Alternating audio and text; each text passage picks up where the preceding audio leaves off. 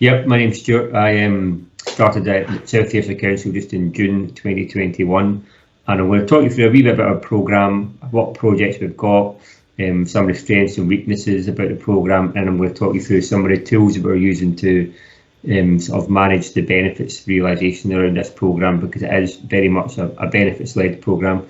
That is the real focus about this one. So back in November 2020, our director was very keen that there was some form of change programme within the council. I don't think there had been one for a while, or certainly that was eventually approved. The South Ayrshire Stratetig Change Programme was approved in November 2020. My approach to this is that we need to be quite slick and quite agile with it, so the projects are delivered in a way that it meets the needs of the customer, so it meets the needs of the services. So we need to make sure that we're not burdening them with updating action plans or updating project scopes or attending loads and loads of meetings, but their focus was on actually delivery of projects. And I suppose the project officers are the ones that do all of the groundwork in the background. So that's been the approach. And I'm going to quickly show you what those projects are. We have 6 themes that the projects are sort of aligned to: delivering our priorities, services that are sustainable, maximising the council's assets, customers at the heart, digitally confident in our workforce for the future. The focus for us has to be on going to the people services, community care, and developing more projects there, and we're seeing more and more of those projects coming forward actually. So these are all our projects, and that, as I said, the focus is really in getting engagement with other services and developing ideas. That's really important for us. So a lot of the projects come from service leads or senior management, but it's really important we get projects and ideas coming up from people who are actually delivering services on the ground. So I mentioned our benefit realisation approach. It's absolutely crucial and fundamental to us. So our benefits-led programme has 4-stage processes that the project officers work with all the project teams. The real importance for us is identifying what those benefits are, moving away from projects which are about delivering the project to actually identifying what that project is actually going to achieve, and then mapping out a way to do that. So our benefits-led programme has 4-stage processes that the project officers work with all the project teams to identify. So that's step 1, is identify what those benefits are. It's almost like a high level, right? We're doing this project, what are the benefits, what do we think? And it's like sketching them out to begin with. When we move into stage 2, it's a bit more detail behind it. How do we get that baseline information so we can build a target and an ambition on top of that? I have to say that's quite a difficult stage, because I think we've got lots of data in the council, but it's maybe not managed and mined in the right way. So the guys are finding it quite difficult to gather that information and present it in an easy format. So that's quite a difficulty. We do need to look at that corporately, I think, and become a data-rich council and a data-driven council, I suppose, and we'll be looking at that. But that stage is not as easy as I thought it was going to be.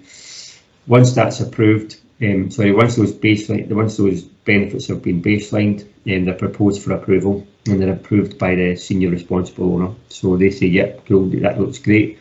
When there's cash flow savings, etc., they need to.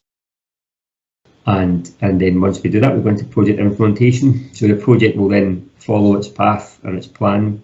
As I said before, probably not stick to its timescale, but it will implement the project, and aligned to that will be the benefits. What we'll often find is that some projects will complete. So, for example, the system will be implemented. The guys or the operatives have their new devices, and then that's complete. So they've all got their new devices, and then they can complete the project. But the benefit realisation part will continue on. So some of those benefits could be faster application process. It could be reduction in mileage because we're using devices. It could be improved customer response and customer satisfaction levels. So the benefit realisation part of that continues even after the project is complete. What's working and what's maybe not working quite so well. Something like this, you need some corporate buy-in, you need some leadership, and we definitely have that. So our change board, our strategic change executive, has all of the senior officers within the council. So that is the decision makers. So they sit there and they can see what we're doing, they can see the projects, and they're engaged from it, and that is really, really helpful. It's one programme, so it sits there, the change programme, and it sits across the entire council. There's not different business change operations or transformation teams in different services. it's one programme, and that is, I think, really important. It's much better coordinated, and we can see where there's different things happening, and we can make sure there's a bit more collaboration around them and how we deliver these things. So that's really important. We now have a corporate resource to deliver this stuff. We didn't have it before. There wasn't a change programme before. So again, that's really important, and we can see there's more and more requests coming in from services, not just to deliver projects, but to facilitate meetings or facilitate sessions and that kind of thing. So that's good. A lot of it's about a culture change, so that won't change overnight, but that's where we need to be. So the fact we've got people in place, a team of 4 plus myself, and that is really helping us push that forward. And as I said before, focusing on benefits, that's massive, but changing the mindset from going from talking about and thinking about project delivery to benefit delivery is helping us really sort of get an angle and a focus for the projects as well. And I think we've got some comms channels there. I think it's also a challenge, as I'll talk about in a second, but we've got a clear remit from our best value audit, and we're really focusing on delivery rather than orders, rather than being document heavy. And I suppose it's important that we have that balance, because you need to show governance. So we had an audit, an internal audit, looked at all of our processes and documentation. They were happy with it. So yeah, it's good to be document light, but you also need to make sure you govern it well. So there's that balance, but I think we've got that right so far. In terms of our challenges, quite a lot, I think. We need to measure the impact of what we do, and I'll talk about one of the tools we're going to use for that. I talked about data and for baselining. It is a bit of a challenge to get that data and find out where it is and who owns it and how we can get access to it. So that's what we're going to start looking at over the next few months, is where can we get more data and can we pull it together. It's not going to be an easy thing, but I think we just need to start mapping out what our data is, where it is. And I think many councils are maybe a wee bit ahead of the curve on that. So happy to hear any ideas on how we can approach that best. And I think we need to sort of, there are challenges to change the way people think as well. So this is focusing people to look at not just if you've got a project and a change programme, but look at the benefits of the work that you're doing already. So that's a challenge for us. And you know, not everyone is happy with change, but so far we're seeing some good things and some good people. So I'd say that's going okay at the moment. And we need to start our communication channels and make sure they're a little bit better. We do have some comms channels, so that is working, but are we actually reaching people? Do we reach the right people? Is anyone interested in what we're doing? If they are, can we make it clear and concise and interesting for them? So rather than just long newsletters, is it a wee bit of animation, a wee bit of cartoons, etc., just to maybe, I don't know, I don't know about you, but I would maybe prefer to sit and watch a 2-minute cartoon than read a 15-page document. But that's maybe just me. So, and I suppose the next challenge as talked about before is getting those ideas beyond the traditional change activity within a place directorate, looking at other systems within finance, within HR, and saying, well, what else can we do here? Is there something? So that's our challenges so far. In terms of how we're approaching this, so I talked about how do we measure what we're doing. So if we've got projects that have cash flow benefits, and that's fairly straightforward, we can say, well, it's going to save X or it's going to bring in Y. But how do we measure productivity? So a lot of the projects we have will move people from a manual process into a much more digital place. So how do you map that out? How do you measure the impact of that? And one of the tools we're using is Engage Process Modeler. So this is an example of what the project officers are using to trying to define the productivity approach and how we're making a difference with the new projects that are coming in. So I think most of everyone will be maybe familiar with the assets and to be concept and process map. So again, this is a bit of software we procured from Engage Process, and the officers will sit down with staff within projects and try and map out what happens right now. So this is just an example. It's not actually a specific project, but it's similar to a couple of them we were looking at just now. So you can see here they've mapped out a process at some 10 or 16 steps all together, depending on which route you go down. But you can see there's a reliance on Excel, there's a reliance on manual printing, updating resources. So we can see that's a real manual process there. And it takes all in all some, I don't know, I can show you that at the end actually, but what we can see here is that we can identify how long each step takes. So it takes, I don't know, what is that, 2 hours for process 1 to be identified. To process the file, it takes an additional amount of time. So we can map out how long each step takes, and we can also map out who's involved or what function is involved each step. So that allows us to capture, okay, well, this process as it currently sits is, on the face of it, as we look at it, it's fairly manual. It's using spreadsheets, and it's fairly predominantly admin who are involved in this, and it takes X amount of time. So that's our baseline for measuring how productive we are at the moment. Then, of course, the team will then look at the to-be process. So a fairly manual process at the moment. I forgot I had this fancy automation, and here, there we go. There you go. So that's showing up the very sort of manual process, which team's involved, and how long it takes.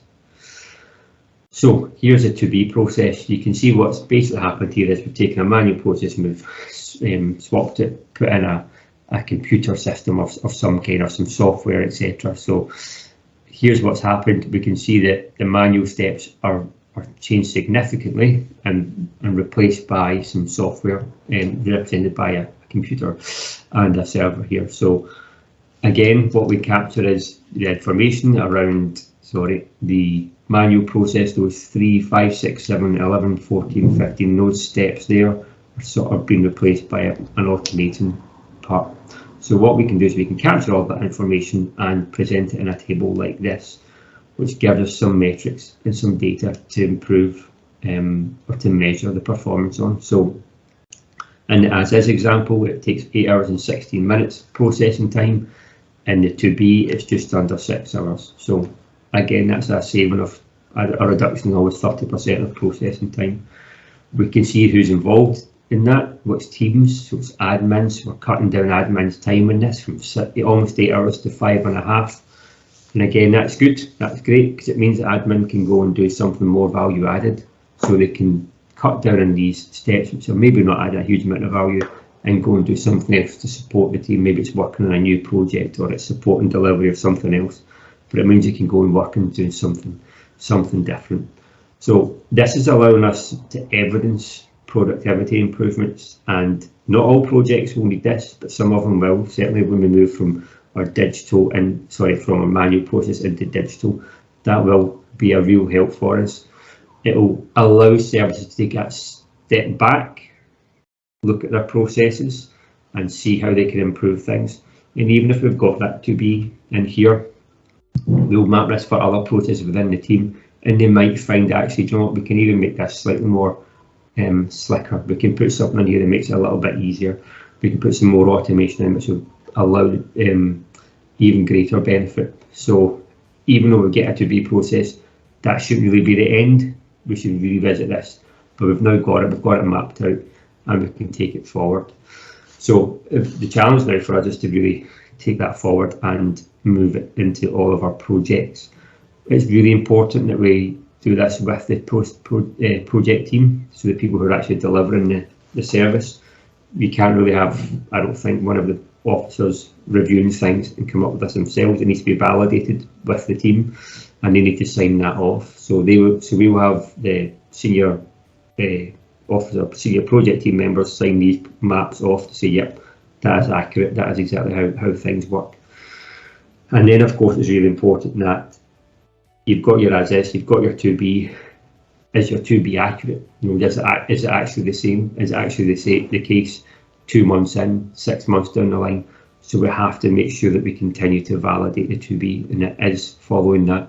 You know, what happens if we just go back to the way it was, or the software's not working, or it's out of support, etc., something like that. So we can't go back to that. We need to make sure the change is embedded across the service and the project. So that's really important. But there is, I think, a strength here in that we have the project team involved all the way through, and they sign off and they're happy with it, and that takes us forward.